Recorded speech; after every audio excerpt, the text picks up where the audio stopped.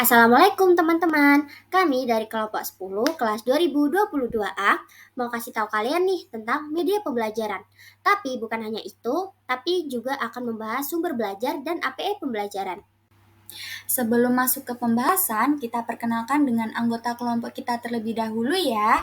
Yang pertama di sini ada Vera Vidolorosa dengan NIM akhir 107, dan yang kedua ada Nurmahira Hafsari dengan NIM akhir 020, dan yang terakhir ada Jihan Zabiratul Afifah dengan NIM akhir 043.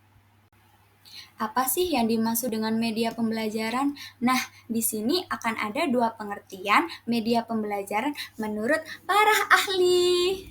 Yang pertama, menurut Ratu Heru pada tahun 1988, media pembelajaran adalah alat atau benda yang digunakan dalam kegiatan belajar mengajar dengan maksud untuk menyampaikan informasi. Lalu yang kedua, menurut Sadiman pada tahun 2008, media pembelajaran adalah segala sesuatu yang dapat digunakan untuk menyalurkan informasi dari pemberi informasi ke penerima informasi, sehingga dapat disimpulkan bahwa media pembelajaran adalah segala jenis benda yang dapat digunakan dalam proses belajar mengajar. Selanjutnya di sini adalah macam-macam media pembelajaran. Media pembelajaran dibagi menjadi tiga, yaitu ada media audio, media visual, dan media audiovisual.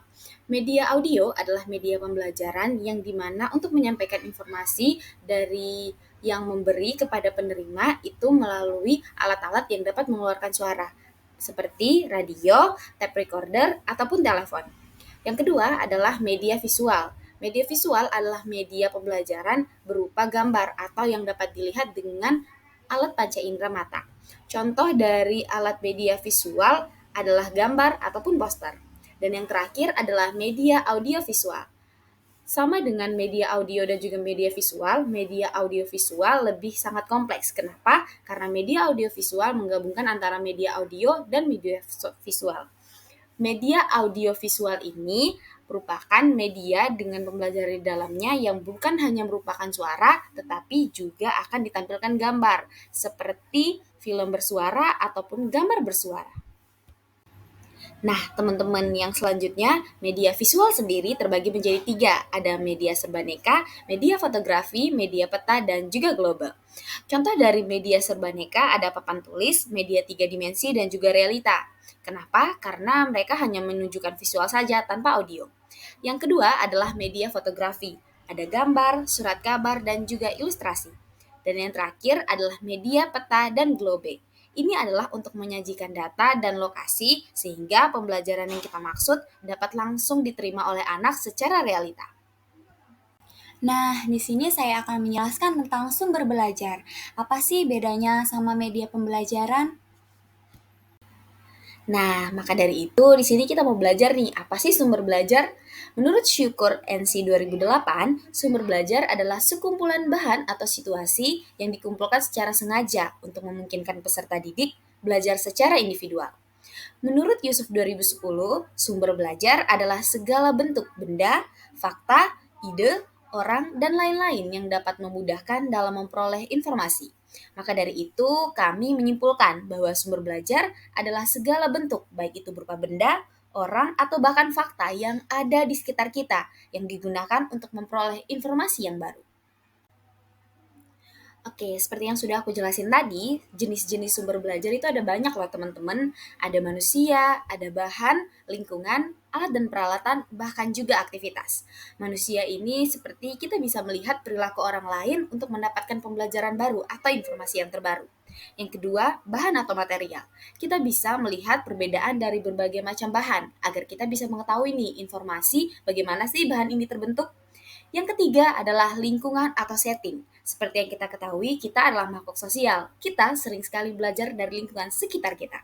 Yang keempat adalah alat dan peralatan. Seperti yang sudah dijelaskan sebelumnya, media pembelajaran itu termasuk dalam alat peralatan di sumber belajar. Yang terakhir adalah aktivitas.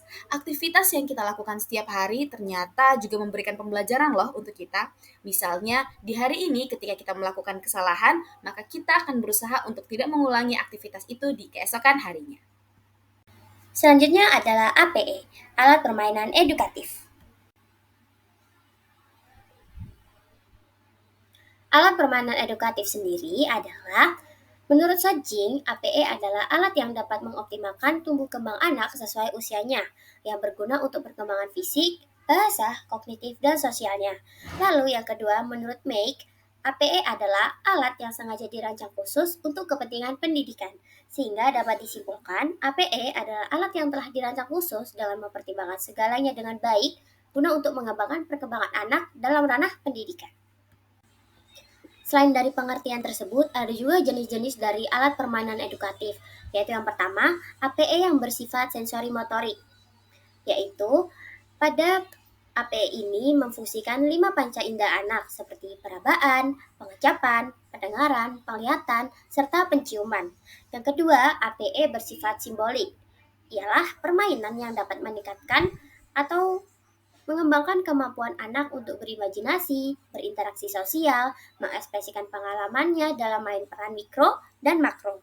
Lalu yang terakhir adalah APE bersifat pembangunan, yaitu permainan yang dapat mendukung anak untuk mengembangkan serta mewujudkan gagasan ide yang terdapat dalam pikirannya menjadi hasil karya.